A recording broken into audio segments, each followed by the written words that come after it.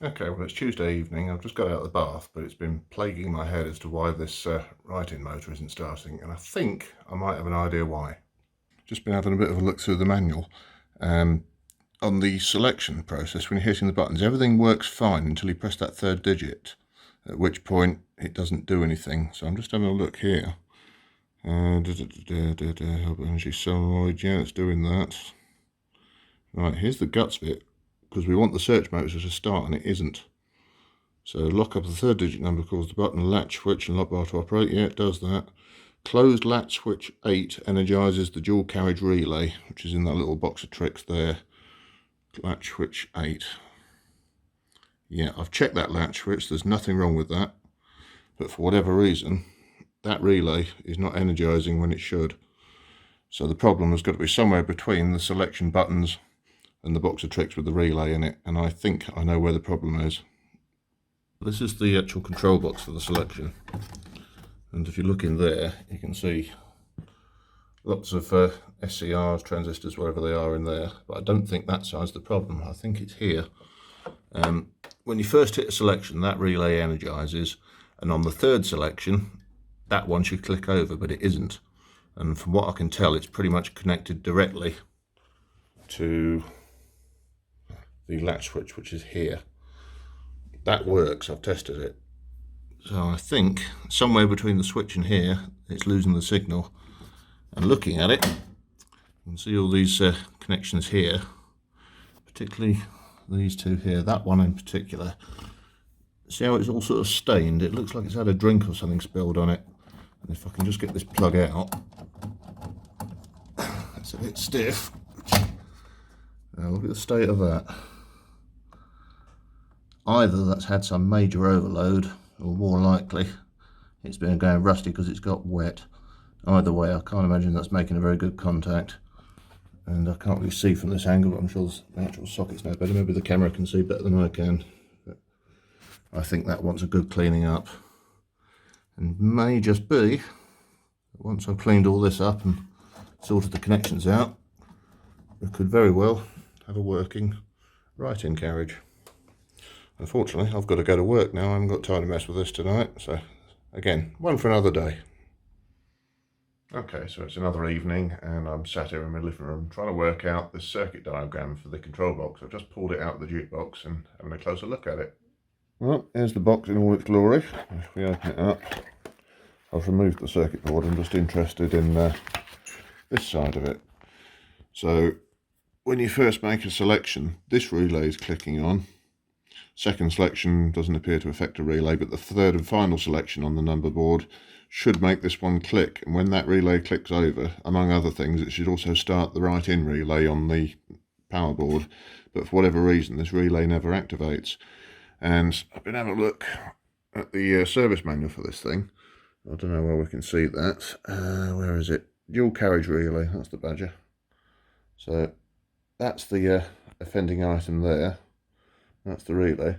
One side of it appears to be pretty much permanently attached to the power line via, you can see these two 1 amp fuses here. Now that's two of those there. I've traced that back.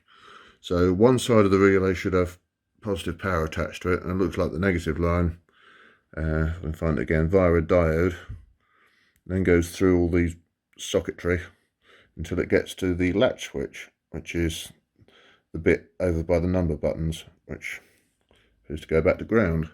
So what I need to do is just trace these wires and meter it out and work out which pins on here are applicable to that, and then likewise on the jukebox, go through the wiring loom and see which pins connect to the ground and the latch switch, and work out where the voltage isn't getting through, because I've tested the relay and the relay itself's fine. So there's a voltage not getting through somewhere. It's quite simple in theory.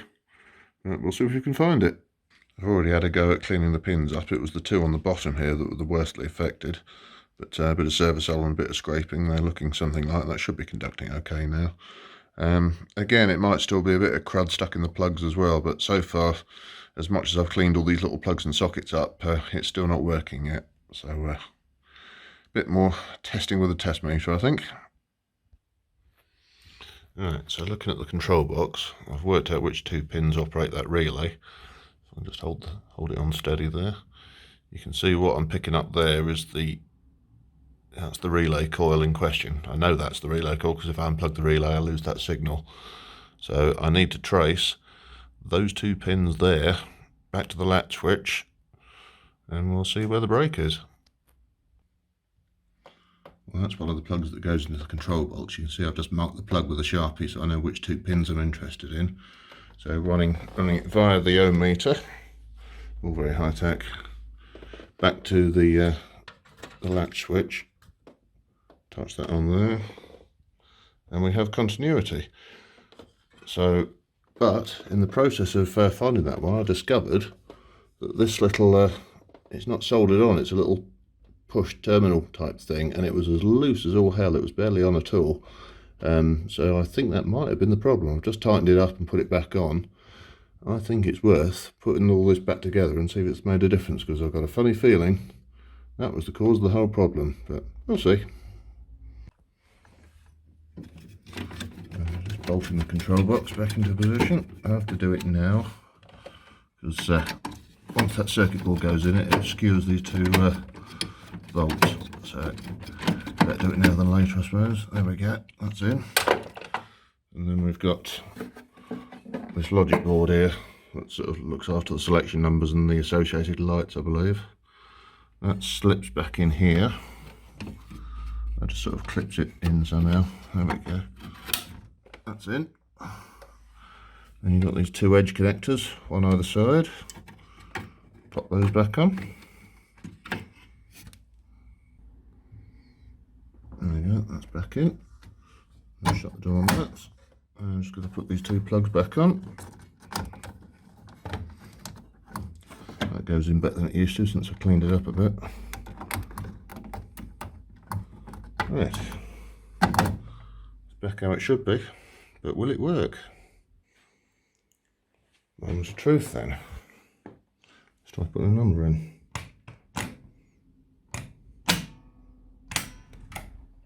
Nothing. You bastard. Right, well, through the magic of video, it's actually now several hours later, and still haven't got this damn thing to work yet, but I have an idea. Right, now according to the circuit diagram, there should be 25 volts AC across these 2 bottom fuses here. We've got power on the top one, which is responsible for this one over here that does work, but these 2 bottom ones should be live, and they're not. You can trace that back to this little white wire that goes back to the plug, and if we look at the other side of the plug, it disappears off into this massive wiring loom where I would imagine it probably joins up with one of these 3, but the problem is these wires, 1, there's a lot of them, 2, they're all dirty and faded, and 3, well, I don't need a 3 because 2's so good. Trying to trace this is like trying to find a needle in a haystack. However, the cable does also go up here, and at this point I've noticed something. So if that's going to focus or not, that can't be good, can it? I'm not sure if that's actually broken all the way through or not, but that can't be good. I think we'll fix that wire. You never know. It's worth a try at this point. Right then guys, it's now 1:45 in the morning and I'm still trying to figure out what the hell's wrong with this thing. But I think this time I might actually have it. So here's the progress so far. I've done a lot of jiggery pokery with this switch gear. I've been around all these little switch contacts with the emery board and the service hole, given it a really thorough clean. Checked all these connectors along here and everything that joins up to the control box, and there's a lot of it. We're finally at a point where that dual carriage relay does actually activate now on the 3rd digit press, which is an improvement. And in theory, once that happens, the write-in relay over here should have engaged, but it doesn't. And I don't think the problem is at this end anymore. I think the problem lies over here, because looking at the circuit diagram, the positive side of the 24 volt DC should be permanently connected to the relay, and it just switches on the negative, or the common if you like. So I've put a multimeter on the voltage output and it's not getting 24 volts or anything close to it. It's about half that, and it appears to be slowly collapsing as well. So looking at the circuit diagram, there is There's this electrolytic capacitor, this blue one here, that is connected across the relay. There's a resistor, and there's also, if you can just see down there, that bit that's a little rectifier diode there. So I think that's the reason for the voltage collapse. I think we'll just I'll test the resistor by all means, but I suspect that's okay. I think it's probably a slightly knackered electrolytic, and that's a very venerable looking diode as well. I think we can probably swap that for something better, and I'm hoping that will get the voltage back on the right-in relay, at which point things will start happening. But it is stupid o'clock in the morning, and I'm tired, and I've been doing this all evening. I think it's time to take a break. Good night. Alright kids, another evening and a bit more tinkering. We've got the voltage working as it should in the right-in area now, but we're still having big problems. Still not activating the right-in relay. In theory, when you close the latch switch, it should send power to the right-in relay. You can see it there, that's the right-in relay right there. And the power goes down. If you trace it back, it does go back to the latch switch. But it goes via all these selector buttons. So if any one of those buttons has got a bit of dirt in the contacts, that signal is not going to get through to where it's needed. I think that might just be the problem. And I didn't want to have to do this because it looks like it's going to be a pig of a job. But this thing that I've been doing my best to squirt with service oil and give it a good jiggle about, I don't think that's doing the job. I think this whole thing, this whole mechanism here, that's going to have to come out, and I'm going to have to get these switches to bits and clean the contacts manually and check the gaps and all the rest of it. I really hoped it wasn't going to come to that, but needs must, because we're getting nowhere here. Right, well I got it out. This is, in all its glory, the selection switches. See, that's the bit I need to work on in there. But just look at the wiring on this thing. Old school analog electronics. There we go, that's the other end that connects up to the selection system. All these little edge connectors and sort of Molex type plugs. I mean, good God. It's a wonder this stuff ever worked, really, when you think, you know, how much potential there is just for one loose connection in one pin of one of these many plugs. You know, how did it ever work at all?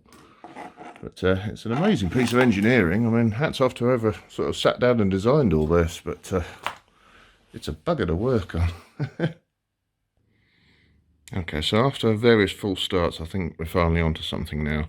As you can see, output from the latch switch there. Latch switch goes all the way through these number selectors. So basically, you've got a load of switches, 1 to 0, and this signal has got to pass through a load of normally closed contacts.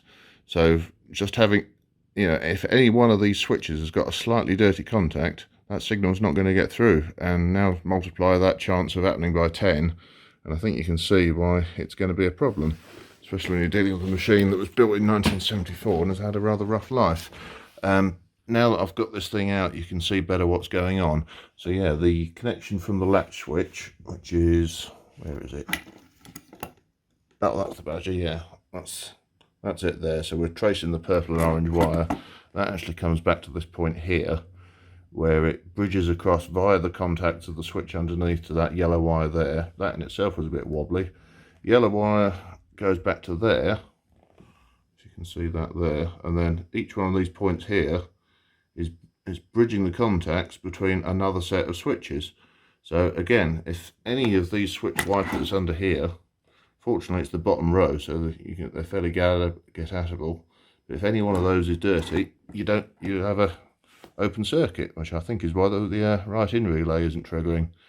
So I'm going to do my best to try and meter all this out, which could be a bit of a challenge in itself. But I mean, for example, if we take the start of the circuit, which is there, we'll put that in there. So this yellow one should be conducting, and it is. Yellow wire goes all the way back to the top. So far so good. And then it bridges the switch contacts to get to the next one along. I think that's just dirty on the actual contact itself. Next one along, nothing. Oh, trying.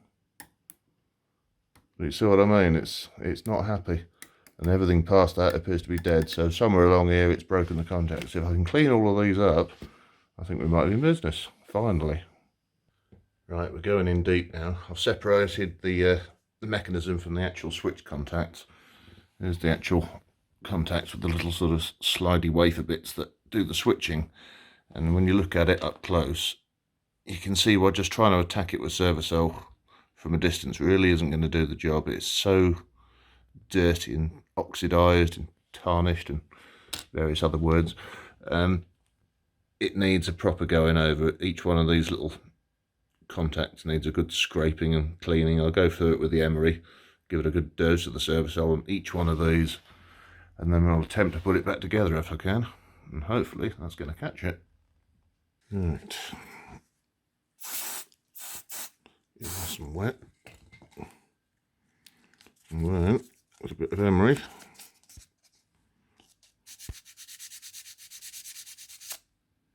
it's coming up nicely.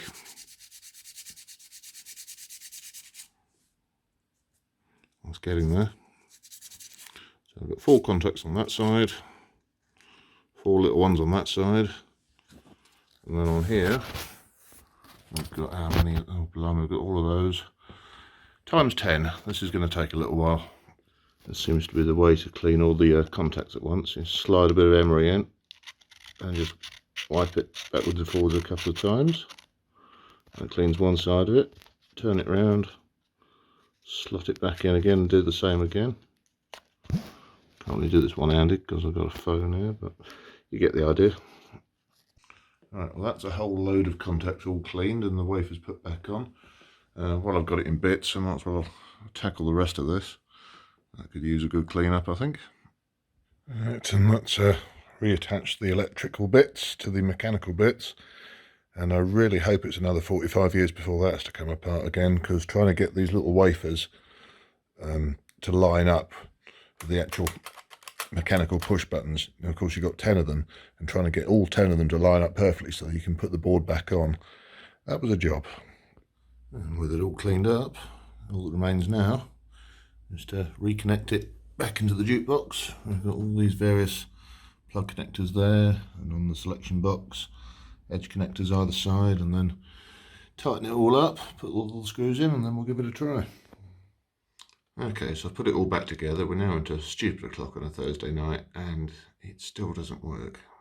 As you can see, the switches are all nice and clean now, and I've metered it all out, and it does make continuity all the way down now. So whatever else is wrong with this machine, this needed fixing anyway. It does seem that what I've bought is an old broken jukebox made entirely out of faulty components, as I've never known anything have quite so many faults. However, I think I've spotted something, and this one's quite important. If we have a look down by the power board, look closely, you'll notice there's a socket here for a wall box receiver.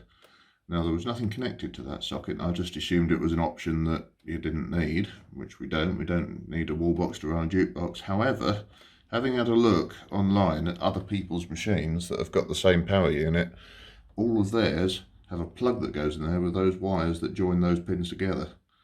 So I think if you don't have the wall box, you need that plug in to short out the various wires and connect the right in relay, because I've traced the wiring back with the meter, and one of the relay coil points goes back to there and then just stops, so it was never going to work with nothing plugged into that.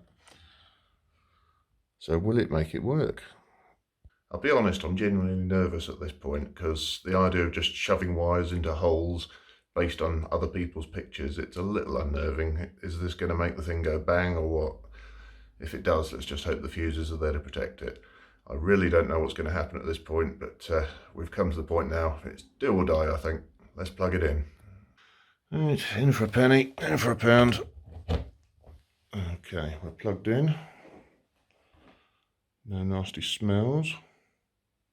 Don't think anything's cooking. Shall we go for a selection?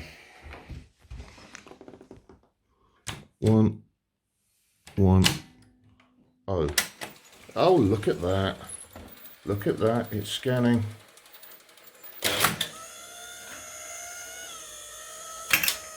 Oh yes. Oh yes, it's working.